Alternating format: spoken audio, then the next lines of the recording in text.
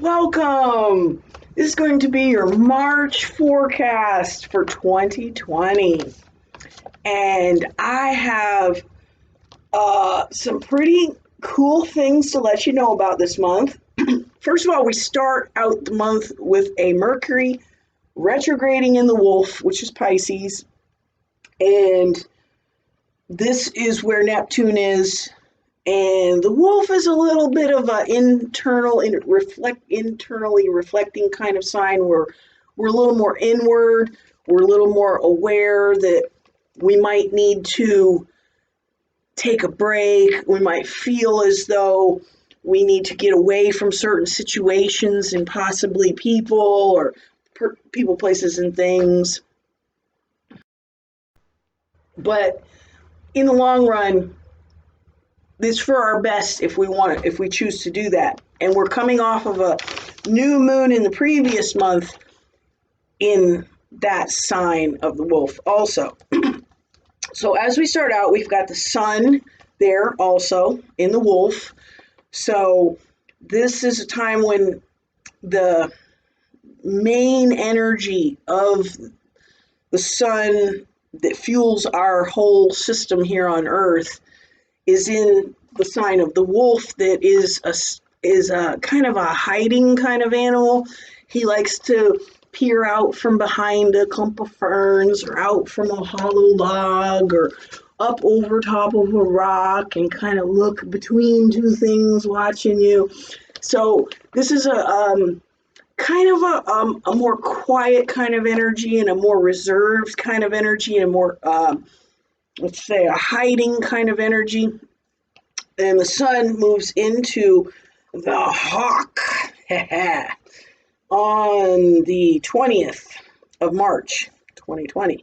So the hawk is fiery. The hawk dives right in. The hawk's ready to go. So this is a big change of energy. This is also the beginning of spring. Things really start getting going. The weather hopefully gets warm here in the Northern Hemisphere. Although you never know with the weather anymore. You can never guess. So that is the big energy change with the sun.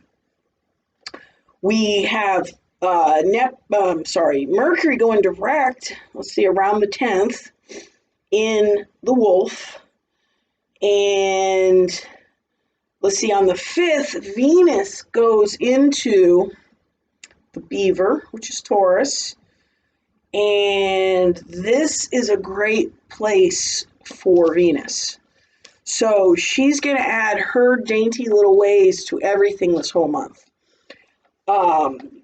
Added to the fiery sun in the hawk, towards the end of the month, we're going to feel a whole lot more energy and feel a whole lot more flair. And to be honest, the past few months have kind of been had like a wet blanket on them with all the Capricorn energy that's been hanging around. So this month we have Saturn that's been in that goose for ages, is now finally moving into the Otter. It will retrograde back and go forward, but it's going to move into the Otter. And when Saturn moves in, you're going to feel a big change. And let's see, that is around the new moon. So Saturn moves into the Otter around the 22nd. The new moon, it looks like it's on the 23rd in the Beaver. So the Beaver and the Wolf get along good. They are in two signs away from each other. So that's a really compatible opportunity energy. So there's going to be a lot of wonderful energy towards the end of the month. Mercury very quickly goes, let's see, it goes retrograde and then it comes back into the Wolf for the whole rest of the month. And Venus is in the Otter, or the Beaver, pretty much after the 4th, the whole rest of the month. And Mars is just going into the Goose for the whole rest of the month. So we're getting a lot of stability this month where planets get settled into their new positions and we just kind of settle into that energy and see how it goes.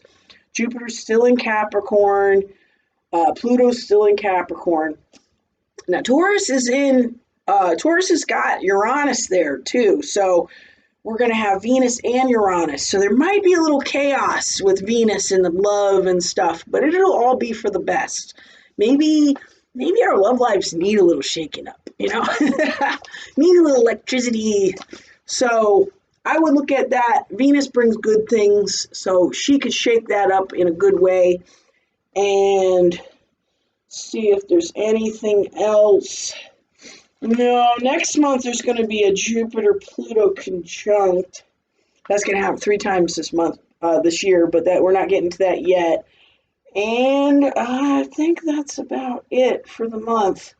So I hope you enjoyed this, and I look forward to seeing you next month. Thanks for joining me.